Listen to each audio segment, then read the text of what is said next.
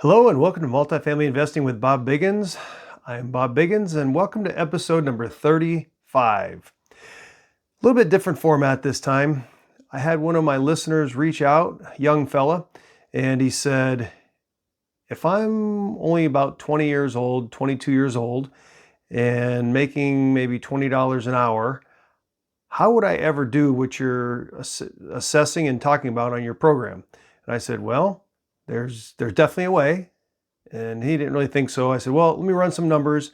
And he goes, what would you do? And he said, do a video on what you would do.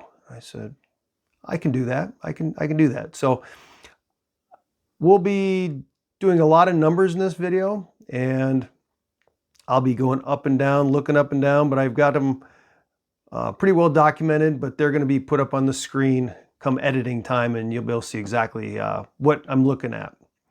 So person's about 22 years old, and that could be any 22-year-old, 23-year-old, 24-year-old, fresh out of college, or maybe works in an Amazon facility, works in manufacturing, works in construction, makes 20 bucks an hour.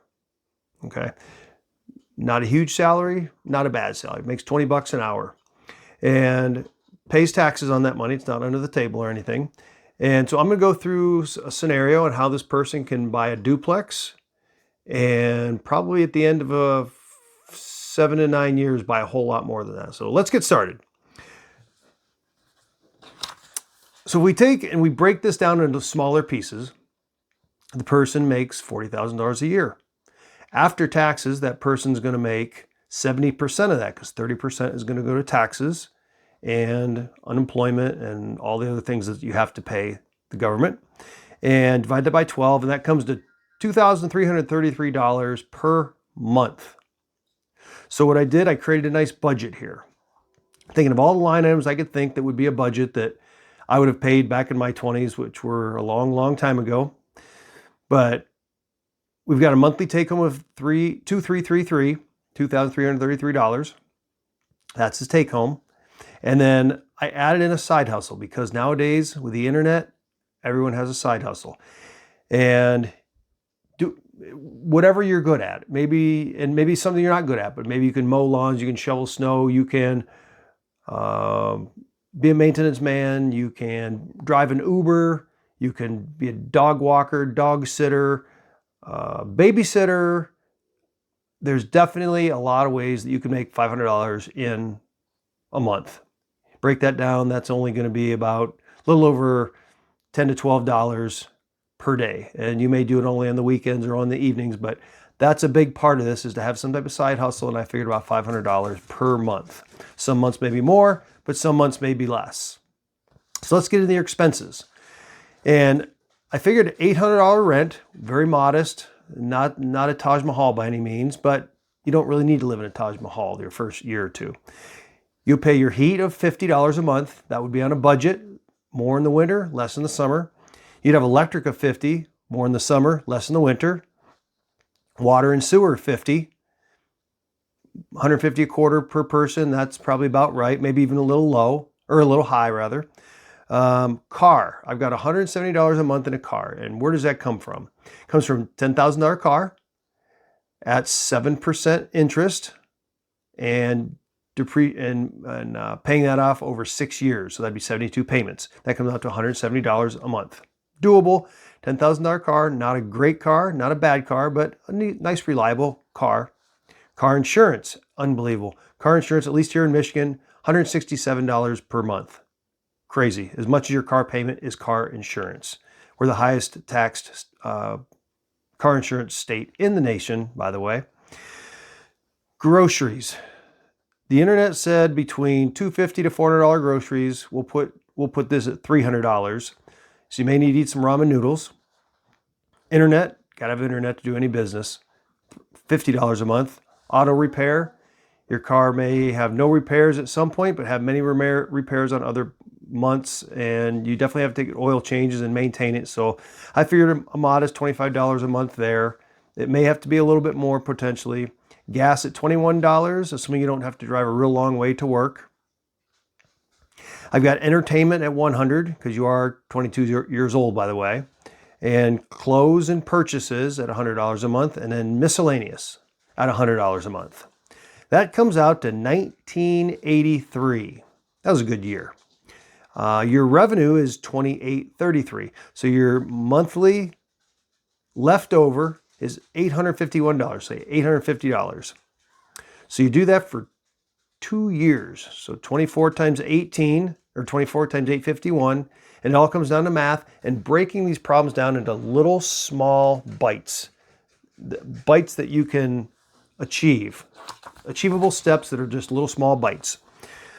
And after 2 years, you have $20,000, 416, 20,000. Now, you will also have 2 tax returns, which you will pay Uncle Sam 30% of 40,000. You're going to pay Uncle Sam $12,000.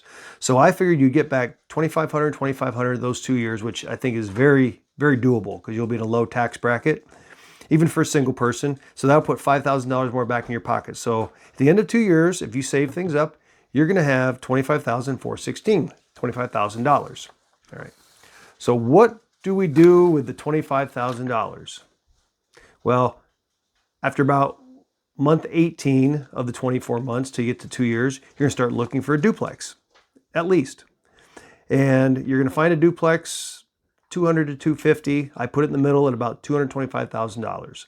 Some areas more, some areas less. Now, if we're in California, you're not going to need a duplex for that. In western side of Michigan, probably so. It's not going to be the greatest in the world. It may need some work, but that's what young people do. They hustle and try to make their way. You're going to get you're going to get a 90% mortgage because you're going to put a down payment of $22,500 down. You had $25,400, but your down payment's going to be $22,500. So you're going to have about $3,000 of, oh boy, I need to buy paint. I need to buy paint brushes. I need to get this other unit of this duplex looking sharp. And you've got $3,000 with which to do it. Spend wisely. Okay. So real estate, according to Grant Cardone, is not get rich quick. It's get rich for certain. And over time, real estate will appreciate. It has for the last 100 and some years, and it will. Sometimes slower appreciation, sometimes faster appreciation. Really determined. Appreciation is usually determined by inflation of the economy. So we have bought our duplex. We're going to live in one half. We are going to rent the other half. I'm going to go through the expenses here. First year, you're going to have $100. This is per month in PMI. And if you don't know what that is, you can start looking that up. That's primary mortgage insurance. That's because you're not at 20% equity or ownership of the property. You're going to pay your taxes. In our area, that's probably $5,000, but really if you're going to live in half of it, then it's probably going to be more like $4,000, but I still wrote in for $5,000 just in case you're in a higher tax area. Insurance is going to run you about $100 a month. $1,200 for a duplex is probably pretty standard. And then maintenance of $150.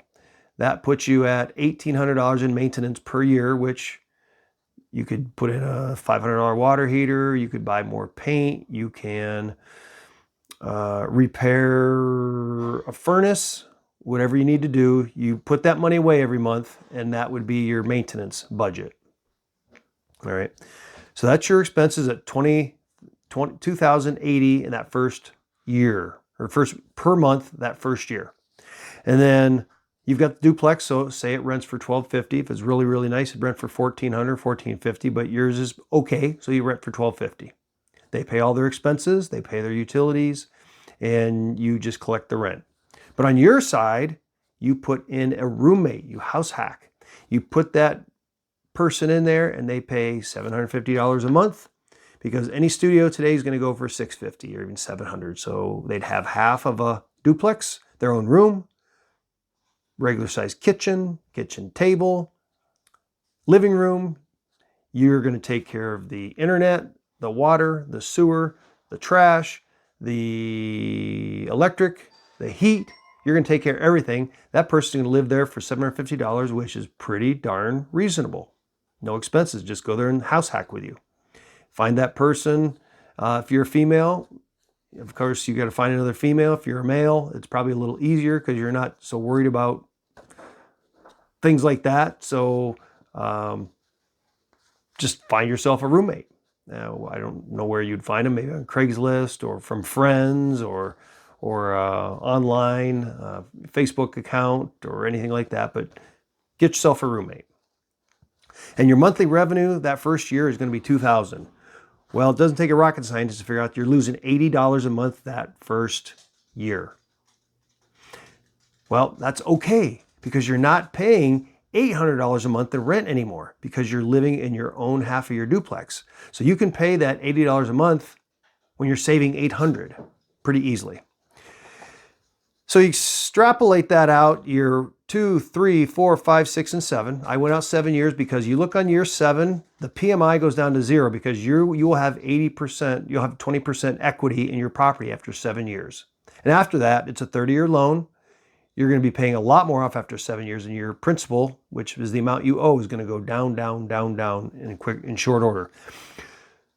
So I put property taxes going up at 3% a year because they usually cap at the rate of inflation, which is usually around 3% lately. Insurance goes up 5%. Maintenance goes up 5%. And well, maintenance I'm put plateauing. 150 for the first 2 years, 160 for the second 2, 170, and then 180 going forward, just because you never know what kind of projects you're going to get into. Now, the good thing is your mortgage is staying consistent. It doesn't go up with inflation. That's the amazing benefit of having a 30-year mortgage, is it stays constant for 30 years if you don't pay it all off, and inflation is going to go through the roof for sure in 30 years. Where's rent going to be in 30 years?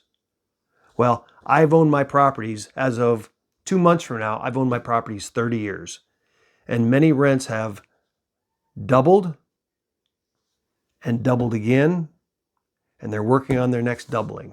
Now, expenses have gone up, taxes have gone up, but my mortgage stayed consistent. That's generally your biggest expense, and it is here too. So rents will go up 5%, and your roommate costs will go up 5%.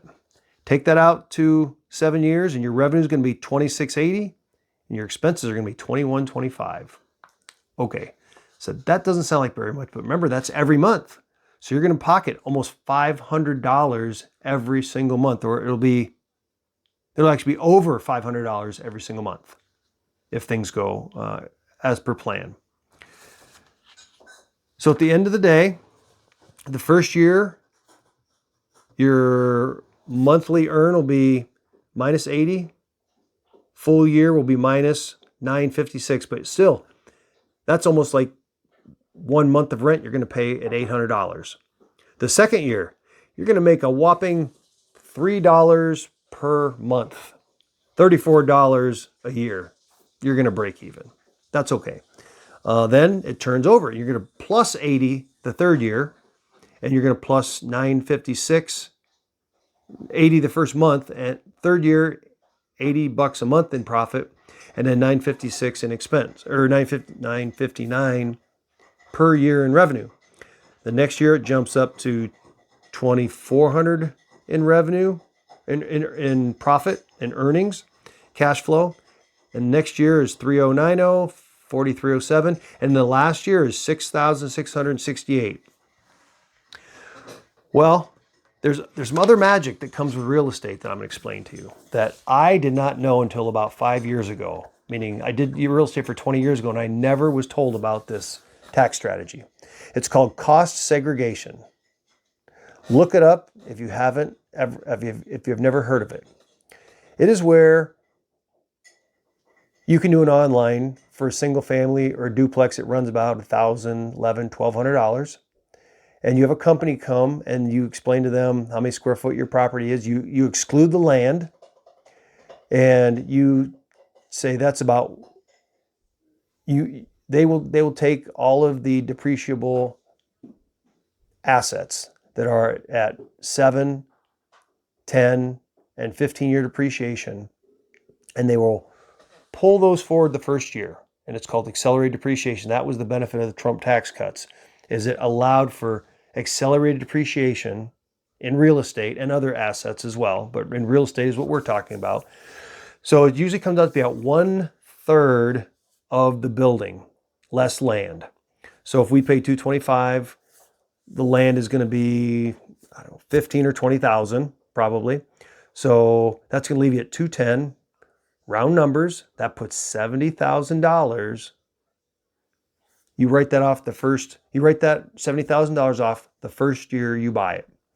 And then the first year, you're not going to need any losses because you're going to lose money anyway.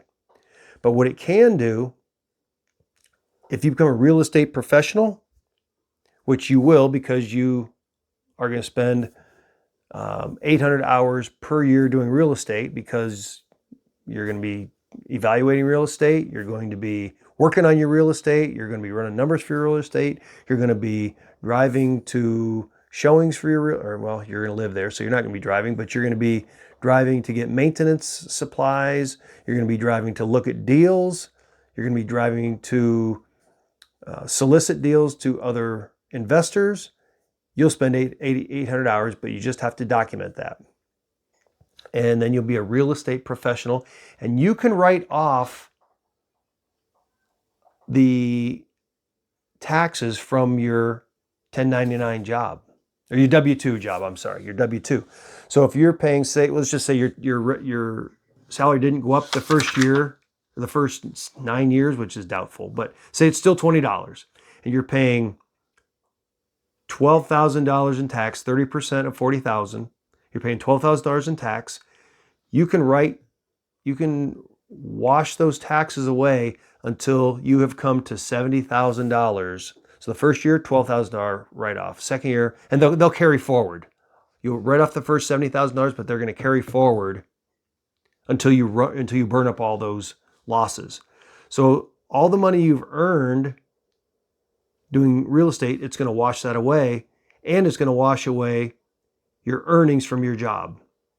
So in essence, you're going to get that money back.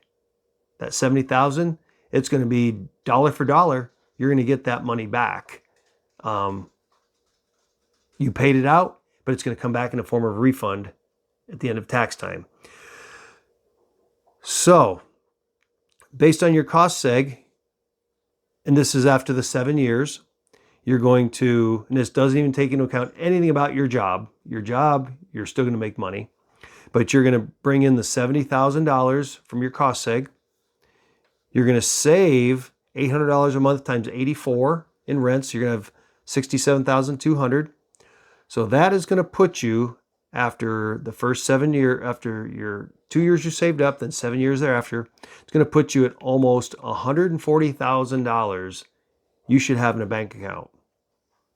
But I would submit to you that before you put $140,000 in a bank account after 9 years, that once you get to $40,000 or $50,000 or $60,000, you go buy another deal. And you could live in it if you like and get a more favorable interest rate and get more favorable taxes in a bigger deal. Or you can just live in your own. But at the end of that time, you're going to build some real wealth. And that's after only 7 years. But double that. What would you be at 14 years? And then what would you be at 28 years or 30 years when you retire? Or you probably wouldn't even retire then, but you retire at 40 years. So you'd easily have pulled together a nest egg of several $1 million in earnings, savings, and assets, meaning rental properties. Will it take work? Absolutely. Will it be a real pain sometimes? Absolutely. Will you learn a lot along the way? At YouTube University, fixing things yourself? For sure. But how's it going to feel going into retirement, knowing that you are more than set, more than you will ever be on that $20 an hour job as a W-2 employee? And so my 22-year-old friend that wanted to know how to get this done, you just got to want it. You got to plan. You got to put steps in place, and you need to execute. And there's going to be days you don't feel like it, but you just need to get past those days, get over those hurdles, and you're going to have problems. You're going to have, you could have anything from frozen pipes to roof leaks, but after they're fixed, you move on, and after years and years and years, it just becomes habit, and you don't really know anything much different than just taking care of your places, and you'll just be gaining more and more equity. And really, all these assets you buy at the end of your 30 years or 40 years, they'll pretty well be paid off. And you'll have all these places free and clear if you don't refinance them. And then if you can sell them, you can leave them to your children, you can leave them to charity, you can do it, you have options. That's what this plan buys you, this money plan or this asset plan. It buys you options. So it is achievable. It's not easy, but if you want it, you can do it. So I hope that helps out my listener. If any of you other listeners want to reach out to me and learn how this is done, or want to buy or sell any assets with me, feel free to reach out. And if you have any suggestions for programs going forward, please put them in the chat, call or text me, and I would love to put on a program based on someone else's inquiry into a situation tied back to multifamily real estate. So this is Bob Biggins. Hopefully you got a lot of value out of this.